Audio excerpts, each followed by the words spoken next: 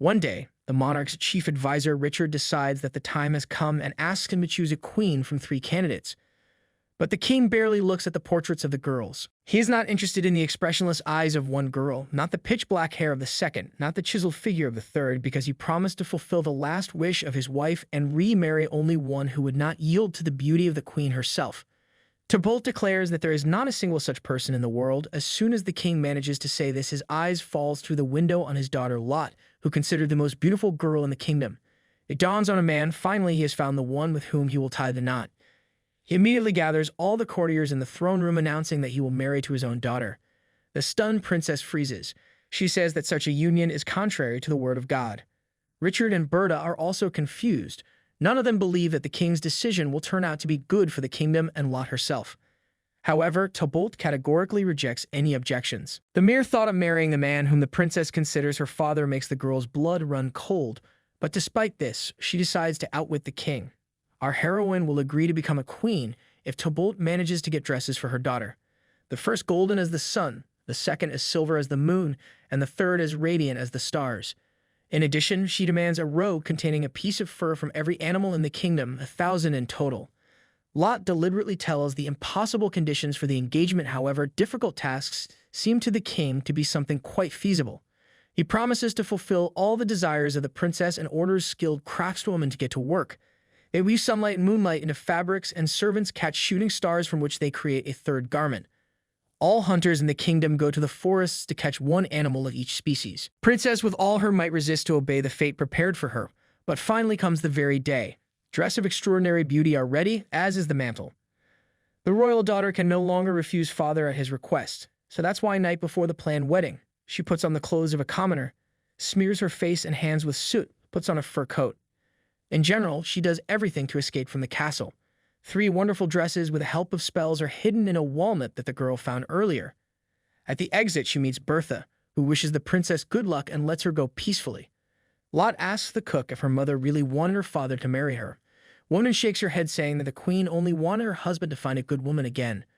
With a heart of gold, but grief completely clouded the king's mind, forcing him to confuse inner beauty with outer. On behalf of the late queen, Bertha gives her golden ring, a small spinning wheel, and reel. These things will help to our heroine find a loved one. Hurriedly saying goodbye to the cook, Lot escapes from the castle and the kingdom of her father. For a long time, she goes where her eyes look until her strength ends. Girl decides to spend the night near a fallen tree in the depths of the forest. The next day in this place, there is a hunt in which several servants participate together with their master, the young King Jacob. Hunters find a strange creature with a donkey skin and immediately report this to the rider on a white horse. Lot starts talking. She introduces herself as a poor orphan and asks to feel sorry for her, for which she receives ridicule from men.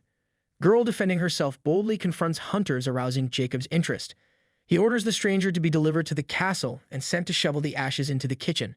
Girl is shown her new place to sleep, the pantry, where Lot hides a walnut. Then the princess sneaks into the kitchen, where she meets the good-natured cook Matisse, who agrees to take the new assistant to him. He gives her the nickname Donkey Skin because the girl refuses to take off her wonderful mantle. At first, Girl is instructed to do the most difficult things, to chop wood and carry water. The king's sister, Princess Frederica, her husband Rasmus, and Jacob each time mock the maid and humiliate her. But Girl goes through these trials with high-held head. Matisse, feeling responsible for the girl, saves her from trouble and wonders why their monarch is so cruel and rude to a commoner. The cook intentionally salts the sauce and asks the assistant to take food to the king. Girl becomes a witness to the conversation between Jacob and Rasmus. Rasmus is concerned about his friend's personal life and asks him to think about marriage in order to strengthen and expand the territories. He even offers to arrange feasts and invite Larissa, the daughter of one of the most powerful kings. However, the young king does not really believe in marriage of convenience. He wants to marry for love. Nevertheless, Jacob agrees to arrange a celebration. Suddenly, the men turn their attention to the quiet servant and ask her what is more important, beauty, love, or foreign policy. Lot only notes that external and internal are inseparable. She leaves the room and watches from afar with satisfaction how Jacob and Rasmus taste the salted food. Shortly thereafter, Jacob is confronted by a donkey skin in one of the hallways of the castle and asks why she always wears this strange cloak which hides most of her face. Girl convinces the king that she has nothing to hide from him. After Jacob unexpectedly invites the heroine to dance, noting along the way that she moves just like a princess. In the next moment, he reaches out to kiss the maid, but immediately receives a slap in the face. Matisse immediately notices a change in Girl's mood and makes the right guess, saying that his assistant is in love with the king. The cook manages to discern an elegant beauty in the grimy maid, so he offers her to throw the skin, but the heroine replies that someday she will do it, but not now. The evening of celebration is coming. Lot asks the mentor if she can see the feast. Cook lets the girl go for half an hour and asks her not to linger. Our heroine comes to her closet, quickly washes herself, and puts on a dress of sunlight. Meanwhile, Jacob meets the Princess Larissa but loses the gift of speech when a girl of dazzling beauty enters the hall. Unaware that girl who entered is the donkey skin, King invites a beautiful stranger to dance. Enchanted, Jacob tries to find out the identity of the girl, but she escapes and disappears into the corridors of the castle, forcing the king to fall. Throwing on her robe and smearing her face again with soot, girl returns to the kitchen, where Matisse instructs her to cook soup for the king. And while cooking, girl throws a ring in the pan, remembering Berta's words. Later, she brings a dish to the king, who after meeting the stranger is all on fire with excitement. Jacob discovers a golden ring in the soup and calls Matisse. He confesses to the master that the donkey skin prepared the food. King immediately summons the cook to his place, but the interrogation yields nothing. Later in the kitchen, Matisse confesses to the assistant that her soup turned out tastier than his. The lover causes fear in Rasmus, who worries about the fate of the state.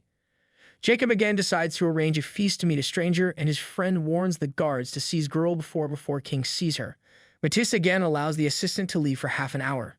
Girl puts on a silver dress woven from moonlight and dances with the king. This time, the heroine says her real name before kissing Jacob and running away again. Reincarnated as a donkey skin, Lot brings soup to the king, into which she threw a golden spinning wheel. When the heroine again does not confess the motives of her actions, Jacob becomes furious and throws the servant on the floor, ordering her to leave the castle. Lot is about to follow the master's order, but Matisse begs her to stay. The kindness of the cook conquers the heroine, and she confesses to Matisse that he replaced her father. After that, King learns from a donkey skin that a golden spinning wheel can bind lovers with threads of love. He decides to arrange a third feast, especially for the mysterious Lot.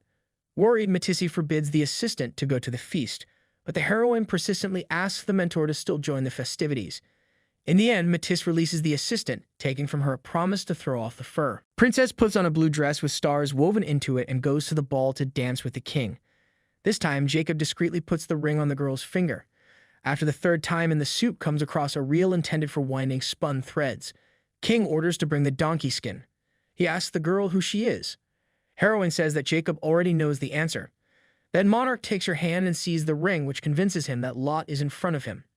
Jacob removes her fur coat, under which the princess still wears the star dress, showing Frederica, Rasmus, and Matisse the true identity of his beloved. The heroes kiss, and Jacob promises never to let her go. And here movie ends. Thank you for watching, and see you tomorrow at the same time.